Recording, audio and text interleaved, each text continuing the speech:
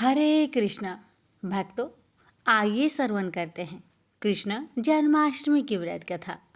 भगवान श्री कृष्ण आप सभी भक्तों की सभी मनोकामना को पूर्ण करें। जय श्री कृष्ण।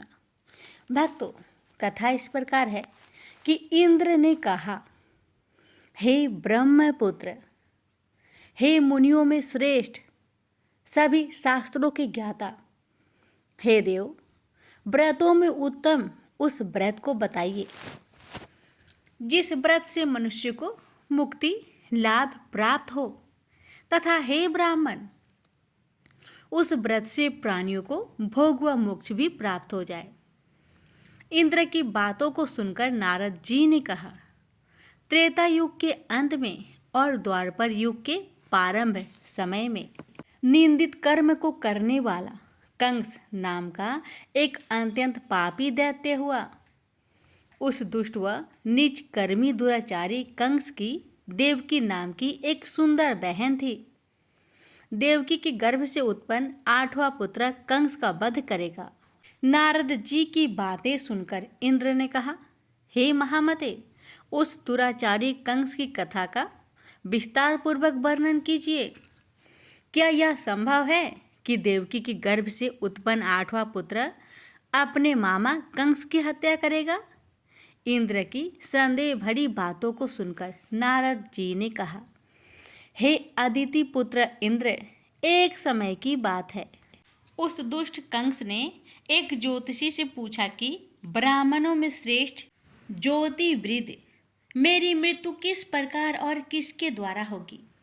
ज्योतिषी बोले, हे दानवों में श्रेष्ठ कंस, वासुदेव की धर्म पत्नी देवकी, जो वाक्पटु है और आपकी बहन भी है, उसी के गर्भ से उत्पन्न उसका 8वां पुत्र, जो कि शत्रुओं को भी पराजित कर इस संसार में कृष्ण के नाम से विख्यात होगा। वही एक समय सूर्योदय काल में आपका वध करेगा। ज्योतिषी की बातें सुनकर कंस ने कहा, हे देवज, बुद्धिमानों में अग्रहण, अब आप यह उपाय बताइए कि देवकी का 8वां पुत्र किस मास में किस दिन मेरा वध करेगा। ज्योतिषी बोले, हे महाराज, माघ मास की शुक्ला पक्ष की तिथि को 16 कलाओं से पूर्ण श्री कृष्ण से आपका युद्ध होगा। उसी युद्ध में वे आपका वध करेंगे। इसलिए हे महाराज, आप अपनी रक्षा यत्न पूर्वक करें। इतना बताने के पश्चात नारद जी ने इंद्र से कहा, ज्योतिषी द्वारा बताए गए समय पर ही कंस की मृत्यु कृष्ण के हाथ निस्संदेह होगी। तब इंद्र ने कहा, हे मुनि, उस दुराचारी कंस की कथा का वर्णन कीजिए और बताइए कि कृष्ण का जन्म कैसे होगा तथा कंस की मृत्यु कृष्ण द्वारा किस प्रकार होगी। इंद्र की बातों को सुनकर नारद जी ने पुनः कहना प्रारंभ किया। उस दुराचारी कंस ने अपने एक द्वारपाल से कहा, मेरी इस प्राणों से प्रिय बहन की पूर्ण सुरक्षा करना। द्वारपाल ने कहा, ऐसा ही होगा। कंस के जाने के पश्चात उसकी छोटी बहन दुखित होते हुए जल लेने के बहाने घड़ा लेकर तालाब पर गई। उस तालाब के किनारे एक घनघोर वृक्ष के नीचे बैठकर देवकी रोने लगी। उसी समय एक सुंदर स्त्री जिसका नाम यशोदा था, उसने आकर देवकी से प्रिय वाणी में कहा, हे कांते, इस प्रकार तुम क्यों विलाप कर रही हो? अपने रोने का कारण मुझसे बताओ। तब दुखित देवकी ने यशोदा से कहा, हे बहन, नीच कर्मों में आसक्त दुराचारी मेरा ज्येष्ठ भ्राता कंस है। उस दुष्ट भ्राता ने मेरे कई पुत्रों का वध कर दिया। इस समय मेरे गर्भ में 8वां पुत्र है, वह इसका भी वध कर डालेगा। इस बात में किसी प्रकार का संशय या संदेह नहीं है, क्योंकि मेरे ज्येष्ठ भ्राता को यह भय है कि मेरे अष्टम पुत्र से ही उसकी मृत्यु अवश्य होगी। देवकी की बातें सुनकर यशोदा ने कहा, हे बहन, विलाप मत करो, मैं भी गर्भवती हूँ। यदि मुझे कन्या हुई तो तुम अपने पुत्र के बदले उस कन्या को ले लेना। इस प्रकार तुम्हारा पुत्र कंस के हाथों से मारा नहीं जाएगा। तदंतर कंस ने अपने द्वारपाल से पूछा, देवकी कहाँ है? इस समय वह दिखाई नहीं दे रही है। तब द्वारपाल ने कंस से नम्र वाणी में कहा, हे महाराज, आपकी बहन जल लेने तालाब पर गई है। यह सुनते ही कंस क्रोधित हो उठा और उसने द्वारपाल को उसी स्थान पर जाने को कहा जहां वह गई हुई थी। द्वारपाल की दृष्टि तालाब के पास देवकी पर पड़ी। तब उसने कहा कि आप किस कारण से यहाँ आई हैं? उसकी बातें सुनकर देवकी ने कहा, मेरे गृह में जल नहीं था जिसे लेने मैं जलाशय पर आई हूँ। इसके पश्चात देवकी अपने गृह की ओर चली गई। कंस ने पुनः द्वारपाल से कहा कि इस गृह में मेरी बहन की तुम पूर्णतः रक्षा करो। अब कंस को इतना भय लगने लगा कि गृह के भीतर दरवाजों में भी विशाल ताले बंद करवा दिए और दरवाजे के बाहर दैत्यों और राक्षसों को पहरेदारी के लिए नियुक्त कर दिया। कंस हर प्रकार से अपने प्राणों को बचाने के प्रयास कर रहा था। एक समय सिंह राशि के सूर्य में आकाश मंडल में जलधारी मेघों ने अपना प्रभुत्व स्थापित किया। भादो मास की कृष्ण पक्ष की अष्टमी तिथि को घनघोर अर्धरात्रि थी। उस समय चंद्रमा भी वृष राशि में था। रोहिणी नक्षत्र बुधवार के दिन सौभाग्य योग से संयुक्त चंद्रमा के आधी रात में उदय होने पर आधी रात के उत्तर एक घड़ी जब हो जाए तो श्रुति स्मृति पुराणोक्त फल निस्संदेह प्राप्त होता है।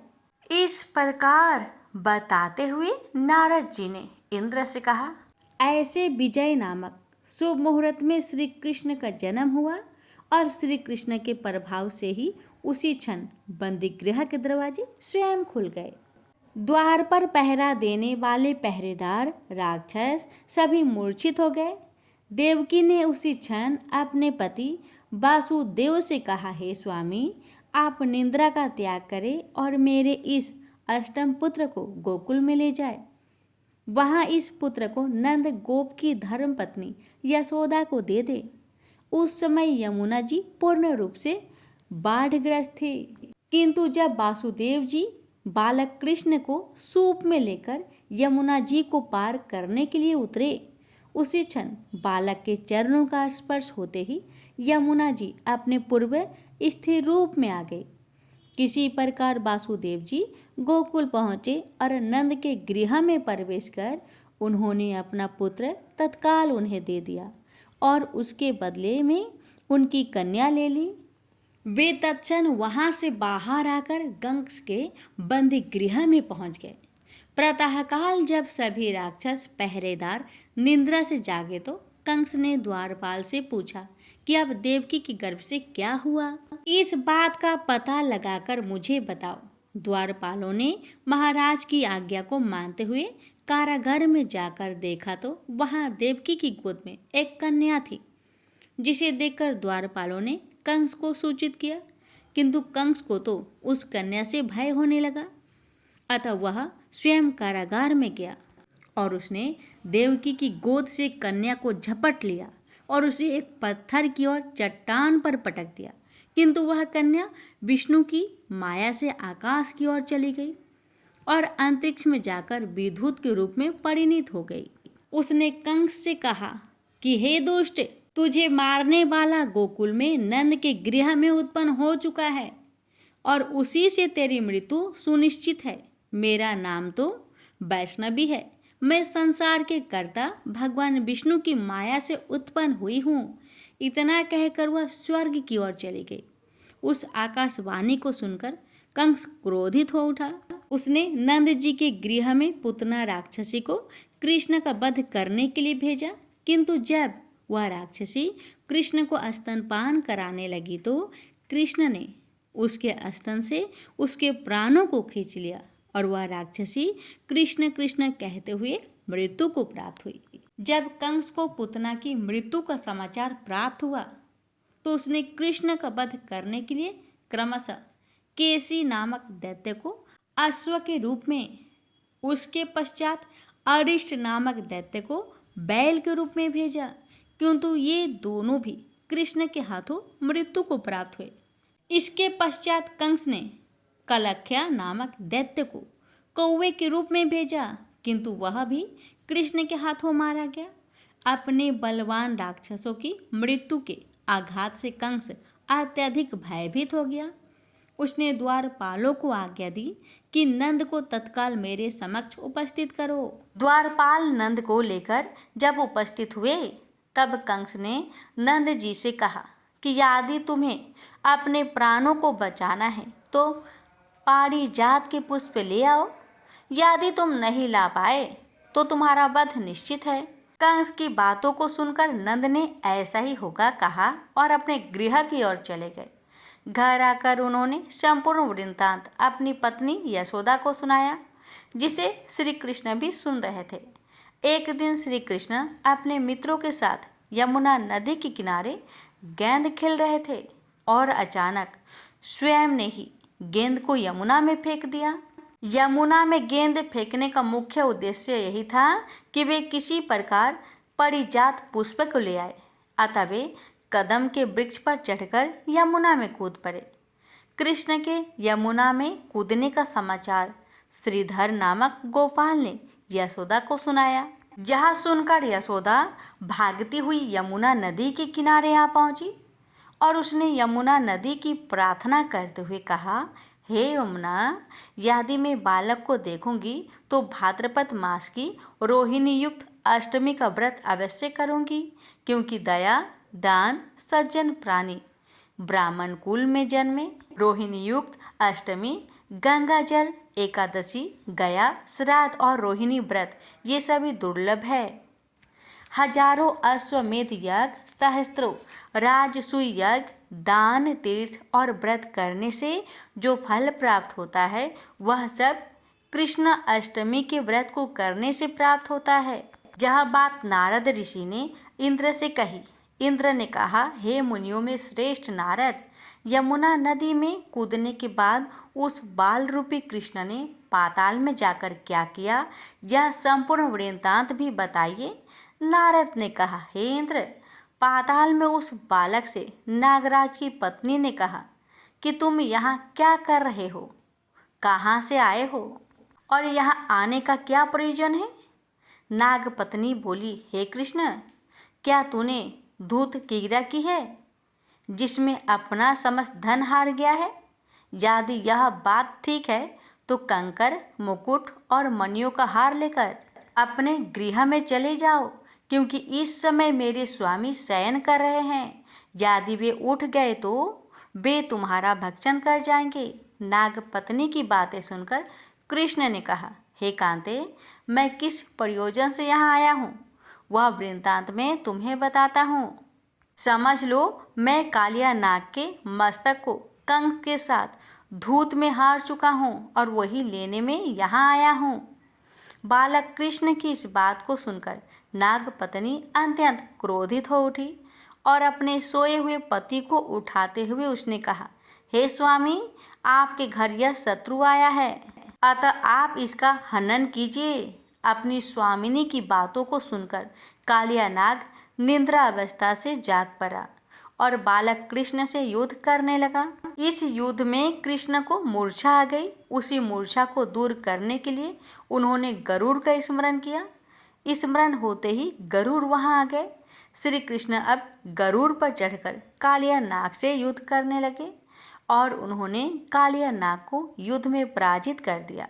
अब कालिया नाग ने भली भांति जान लिया था कि मैं जिनसे युद्ध कर रहा हूँ वे भगवान विष्णु के अवतार श्री कृष्ण ही है। अतः उन्होंने कृष्ण के चरणों में साष्टांग प्रणाम किया और पारिजात से उत्पन्न हुए बहुत से पुष्पों को मुकुट में रखकर कृष्ण को भेंट किया। जब कृष्ण चलने को हुए तब कालिया नाग की पत्नी ने कहा, हे स्वामी, मैं कृष्ण को नहीं जान पाई। हे जनार्दन, मंत्र रहित, क्रिया रहित, भक्ति भाव रहित मेरी रक्षा कीजिए। हे प्रभु, मेरे स्वामी मुझे वापस दे दे। तब श्री कृष्ण ने कहा, हे सर्पिणी, दैत्यों में जो सबसे बलवान है उस कंस के सामने मैं तेरे पति को ले जाकर छोड़ दूंगा, अन्यथा तुम अपने गृह को चली जाओ। अब श्री कृष्ण कालिया नाग के फन पर नृत्य करते हुए यमुना के ऊपर आ गए तदंतर कालिया की फुफकार से तीनों लोग कंपमान हो गया। अब कृष्ण कंस की मथुरा नगरी को चल दिए। वहां कमल पुष्पों को देखकर यमुना के मध्य जलाशय में वह कालिया सर्प भी चला गया। इधर कंस भी विस्मित हो गया तथा कृष्ण प्रसन्नचित होकर गोकुल लौट आए। उनके गोकुल आने पर उनकी माता यशोदा ने विभिन्न प्रकार के उत्सव किए। अब इंद्र ने नारद जी से पूछा, हे महामुने, संसार के प्राणी बालक श्री कृष्ण के आने पर अत्यधिक आनंदित हुए। आखिर श्री कृष्ण ने क्या क्या चरित्र किया, वह सभी आप मुझे बताने की कृपा करें। नारद ने इंद्र से कहा, मन को हरने वाले मथुरा नगर यमुना नदी के दक्षिण भाग में स्थित है। वह कंस का महाबलशाली भाई चाणूर रहता था। उस चाणूर से श्री कृष्ण के मल्ल युद्ध की घोषणा की गई। हे इंद्र, कृष्ण एवं चाणूर का मल्ल युद्ध अत्यंत आश्चर्यजनक था। चाणूर की अपेक्षा कृष्ण बाल रूप में थे। भेरी, शंख और मृदंग के शब्दों के साथ कंस और केसी इस युद्ध को मथुरा की जनसभा के मध्य में देख रहे थे। श्री कृष्ण ने अपने पैरों को चाणूर के गले में फंसाकर उसका वध कर दिया। चाणूर की मृत्यु के पश्चात उनका मल्ल युद्ध केसी के साथ हुआ। अंत में केसी भी युद्ध में कृष्ण के द्वारा मारा गया। केसी के मृत्यु उपरांत मल्ल युद्ध देख रहे सभी प्राणी श्री कृष्ण की जय जयकार करने लगे। बालक कृष्ण द्वारा चाणूर और केसी का वध होना कंस के लिए अत्यंत हृदय विदारक था। अतः उसने सैनिकों को बुलाकर उन्हें आज्ञा दी कि तुम सभी अस्त्र शस्त्रों से सुसज्जित होकर कृष्ण से युद्ध करो। हे इंद्र, उसी क्षण श्री कृष्ण ने गरुड़, बलराम तथा सुदर्शन चक्र का ध्यान किया, जिसके परिणाम स्वरूप बलदेव जी सुदर्शन चक्र लेकर गरुड़ पर आरूढ़ होकर आए। उन्हें आता देखकर बालक कृष्ण ने सुदर्शन चक्र को उनसे लेकर स्वयं गरुड़ की पीठ पर बैठकर न जाने कितने ही राक्षसों और दैत्यों का वध कर दिया, कितनों के शरीर अंग भंग कर दिए। इस युद्ध में भी श्री कृष्ण और बलदेव ने असंख्य दैत्यों का वध किया। बलराम जी ने अपने आयुध शस्त्र हल से और कृष्ण ने सुदर्शन चक्र से माघ मास की शुक्ला पक्ष की सप्तमी को विशाल दैत्यों के समूह का सर्वनाश किया। जब अंत में केवल दुराचारी कंस ही बच गया तो कृष्ण ने कहा, हे दुष्ट, अधर्मी, दुराचारी, अब मैं इस महायुद्ध स्थल पर तुझसे युद्ध कर तथा तेरा वध कर इस संसार को तुझसे मुक्त कराऊंगा। यह कहते हुए श्री कृष्ण ने उसके केशों को पकड़ लिया और कंस को घुमाकर पृथ्वी पर पटक दिया, जिससे वह मृत्यु को प्राप्त हुआ। कंस के मरने पर देवताओं ने शंख घोष व पुष्प वृष्टि की। वहां उपस्थित समुदाय श्री कृष्ण की जय जयकार कर रहा था। कंस की मृत्यु पर नंद देवकी, वासुदेव, यशोदा और इस संसार के सभी प्राणियों ने हर्ष पर्व मनाया। प्रेम से बोलिए हरे कृष्णा। तो भक्तों, ये थी श्री कृष्ण जन्माष्टमी की संपूर्ण व्रत कथा। कथा अगर अच्छी लगी हो तो प्लीज़ वीडियो को लाइक शेयर करना ना भूलें। हरे कृष्णा।